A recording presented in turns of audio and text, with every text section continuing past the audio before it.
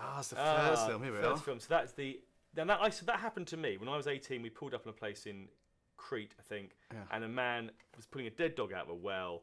And we waited on the bus, and eventually they said Morris party, and everybody cheered because this place was the worst place you'd ever see. But yeah, I remember literally like 5 in the morning because the flight's always so early, and just seeing a bloke with a dead dog. Forgot about Will's pink case. Yeah, doesn't even get reference, does it, in the film? No, There's a joke about that, obviously. That building where the Inbetweeners are supposed to stay was really creepy. Oh yeah, they had to kick out lots of junkies in there for us to film in, and the room that was literally our dressing room had "Drink My Blood" painted onto the wall. Yeah. In red, which I can only assume Glamorous. was blood. One of the highlights of my life was when Harry Enfield, I've sort of become friends with over the years, sent me a picture of him in that building site about 6 months ago because he was just passing and he saw it and he sent me a load of photos of him pretending to be the In-Betweeners characters there, and I thought, and then that was, Harry Enfield was like the reason I got into comedy, so I loved his stuff so much when I was young, and the idea of him having pictures at that place was still kind of blows my mind, to be honest. That bag there makes that Neil's got makes an appearance in the second film. Literally just written in by the writers to wind me up because they know how impractical and annoying it is to use. And what these guys would do is just before action was called, they'd pick up my bag and just lob it as far as they could. As far as possible, then he'd get in trouble when he wasn't ready for the scene. And it was... Well, it's hilarious, wasn't it? Well, yeah. Well, great, good gags. That ant bite on my arm is coming up very nicely, isn't it?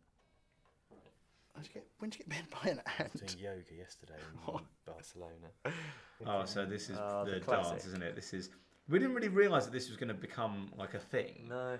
I mean, in a way, when we were doing these movies, it was a bit like try and dance naturally. So we kind of go like sort of something random, and then they'd be like, "Yeah, do that again." And we'd be like, "We don't really know what." They hired a choreographer, didn't they? Yeah, and then he had to kind of led away in tears after he couldn't work with us. They hired a choreographer and like set aside a day or like at least a couple of hours for us to like work up a dance move. And after 5 minutes, he was like, just do that. It's fine. And that was just us dancing to the best of our ability. Oh, it's a This dance. is shot in Infernos in Clapham. Yeah. And to be honest, there's not much dressing gone on, so if you want to recreate that dance by going to Infernos in Clapham, you can pretty much do it. What's quite funny about this is we had a choreographer, Sparky, who was brilliant, came in and helped the boys with this, but genuinely most of those moves are their own ones. Blake's got a GCSE in dance, as we all know. Yeah. Simon Bird was... B. Yeah, You got a that's B. funny. But Joe Thomas... I don't think there's any... He's not taken any advice from the choreographer there. No. He just went with the Joe Thomas vibe, which is why I love this. Just vibing it. When we did when we did the rehearsal, they came towards us dancing. The first time I did it, I was like, "Look, Joe, don't do like a comedy dance because it won't sell. Just try and do your best dance." He went, "I am doing my best dance." Like, no. He said, "What do you mean?" I was like, "No, don't worry about me. Don't worry about me, Karen." It was a humiliating moment at the premiere last time when one of my best friends, Al, came up to me and said, I loved the dance. It was amazing. And the way you've got the character Simon just to dance exactly like you used to dance, that is incredible. And inside my heart was breaking because I was thinking, that's not what we do. No, I mean, I'm not a man who often gets to do a fight scene, but and you can tell by this, which is more like a sort of hug. Well, that's a proper punch, to be fair.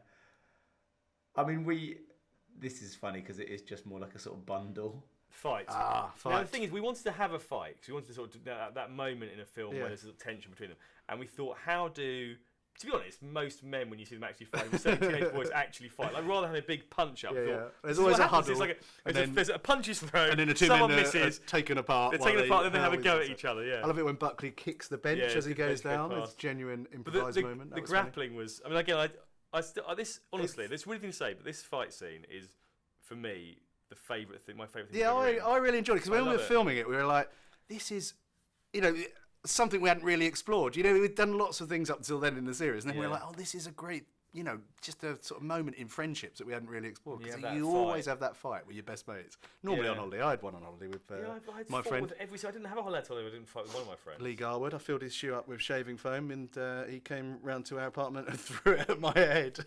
Every time we basically had like a day off or an afternoon off or something like that, it was clogged up with montage. And there's more of the they'd dance always try there. and squeeze in. It'd always be at the end of the schedule. Be like, and then if we've got time, we'll film it at the montage. So you never ever finished early because they'd always try and squeeze in a little bit of montage at the end. It was quite fun though because the montage bits were relatively loosely scripted, so we were able to kind of play around. They were really fun to film. Yeah. How much actual drinking was going on in those scenes? There was some. There might have been a little bit. Oh, I mean, I think by That the was a end of the bit- process, we were sort of demanding. Yeah, I mean, Joe's in a full white suit at that stage. Do you remember Ian? Oh yeah, When he was like bribing us with wine to keep working. Ian bought us a Oh, bottle of God. red wine, which he then spilled all over that, ruining the day's film. Also, the game where they have the toilet paper on them and it gets set on fire was something that the crew did on one of their first.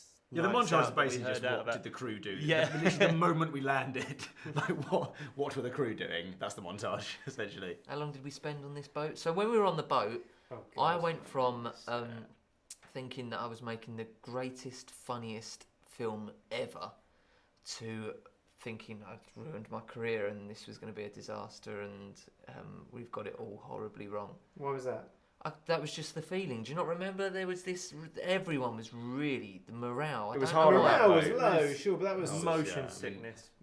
5 days on the Well, boat. we and we there were were gale we force winds. were having a lot of trouble with the weather. We were just nothing was getting done, and It was everything- like being on the Titanic because we got to sit up on the outside bit, Oh, and we were God. brought like snacks, and all the supporting artists were made to go in the bit It was downstairs. horrendous. And down you'd go there. downstairs, and they were just being sick everywhere, and They were kind of huddled in blankets, like trying to kind of carry on, push pretty through. bad. They were absolutely amazing, to be fair to them. I mean, I don't know, they were just total heroes. We couldn't have done it without them. you did a lot of training for this dive, didn't you, Joe? I did do quite a lot of training for this dive. Yeah, I trained with I think a guy who'd been the British world champion. Oh no, sorry, the British world champion. Yeah, I mean that makes sense. The world champion, called Chris Snowd, I believe. James's thought. James said to me once, if I had to do a dive, I wouldn't do any training. I'd just get there on the day and do it. Which to me sounds a little bit like Jay.